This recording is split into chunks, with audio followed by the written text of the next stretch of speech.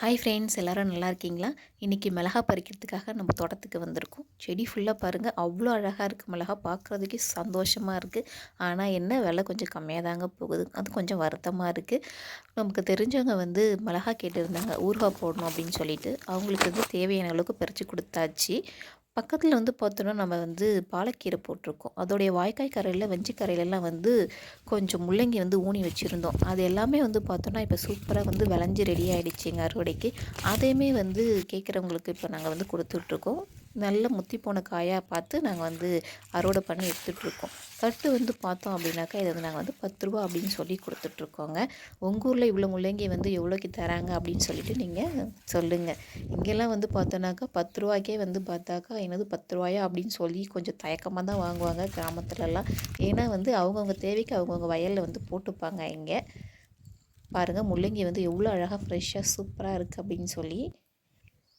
இதோட கீரையுமே பார்த்தோன்னாக்கா பொரியல் பண்ணி சாப்பிடலாம், நல்லா சூப்பராக இருக்குங்க முள்ளங்கி கீரை. பக்கத்தில் இருக்கிற பாலக்கீரையுமே கொஞ்சம் இன்றைக்கி பிடுங்கியாச்சு. ஏன்னா எல்லாம் விளைஞ்சிடுச்சு. அதையுமே நல்லா அழகாக அறுத்து கட்டு எடுத்துக்கிட்டோம். என்ன அதை அறுக்கிறதுக்குள்ளே ரொம்ப பெரும் பாடாக போயிடுச்சுங்க. ஏன்னா அவ்வளோ புல் இருந்துச்சு. புல்லு தனியாக கீரை தனியாக பார்த்து அறுக்கிறதுக்குள்ளே அப்பாடி கழுத்து வலி ரொம்ப அதிகமாக வந்துடுச்சிங்க. அதையுமே அழகாக நாங்கள் அறுத்து கீரை பார்த்தோன்னாக்கா 10 ரூபா அப்படின்னு சொல்லி கட்டி கொடுத்துட்டோம். நாங்களாம் பார்த்தோன்னாக்கா நல்லா ஒரு உள்ளங்கை அளவுக்கு இருக்கக்கூடிய கீரையை பார்த்தோன்னாக்கா கட்டு 10 ரூபான்னு சொல்லி கொடுக்குறோம். சில பேர் என்னது இது 10 ரூபாயா அப்படின்னு சொல்லிட்டு அதுவே கொஞ்சம் தயங்குறாங்க இங்கே வாங்குறதுக்கு. உங்கள் ஊர்லலாம் நீங்கள் இதை எவ்வளோ சொல்லி வாங்குறீங்கன்னு சொல்லிட்டு அதையுமே கொஞ்சம் சொல்லுங்கள். கீரைலாம் பார்த்தோன்னாக்கா நல்லா ஃப்ரெஷ்ஷாக சூப்பராக இருக்கும். இப்போ பாலக்கீரையுமே நாங்கள் அறுவடை பண்ண எடுத்துக்கிட்டோம்.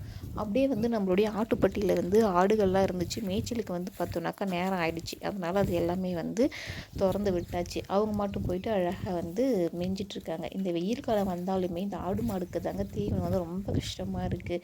வெயிலில் பாருங்கள், அதுங்களுக்கு தீவனமே இல்லாமல் எங்கெங்கே செடி கொடி என்னென்ன இருக்கோ அதெல்லாம் போயிட்டு சாப்பிட்டுட்டு அப்படியே கொஞ்சம் இருந்துச்சு. கொஞ்சம் கஷ்டமாக தான் இருக்குது. திருப்பி நம்ம மிளகா தோட்டத்துக்கே வந்தாச்சு. இப்போ பார்த்தோன்னாக்கா நம்ம மிளகா பறிக்கிறப்ப பார்த்தோன்னாக்கா ஒரு சில காய்கள் எல்லாமே நம்மளுக்கு அறியாமல் நம்ம விட்டுடுவோம். அதெல்லாம் பார்த்தோன்னா நல்லா சிகப்பாக பழுத்து கலர் மாறிடும் இல்லையா? அந்த மாதிரி நாங்கள் கொஞ்சம் கொஞ்சமாக பறித்து சேகரித்து வச்சுக்கிட்டே வருவோங்க.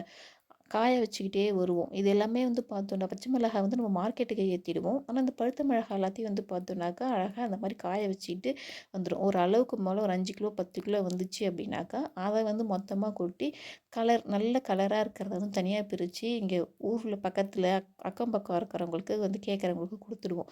கொஞ்சம் கலர் கம்மியாக இருக்கிறத நம்ம வீட்டு மிளகாய் யூஸ்க்கு மிளகாத்தூள் அரைக்கிறதுக்கு அது எல்லாத்துக்குமே யூஸ் பண்ணிக்குவோம். டேஸ்ட்லாம் குறையே இருக்காதுங்க. எல்லா மிளகா போல தான் இருக்கும். என்ன ஒன்று கொஞ்சம் கலர் தான் பார்த்தோன்னாக்கா இது கம்மியாக இருக்கும். அந்த மாதிரி மிளகாய்களை நாங்கள் எங்கள் வீட்டு யூஸ்க்காக வச்சுப்போங்க. நீங்களாம் எப்படின்னு சொல்லிட்டு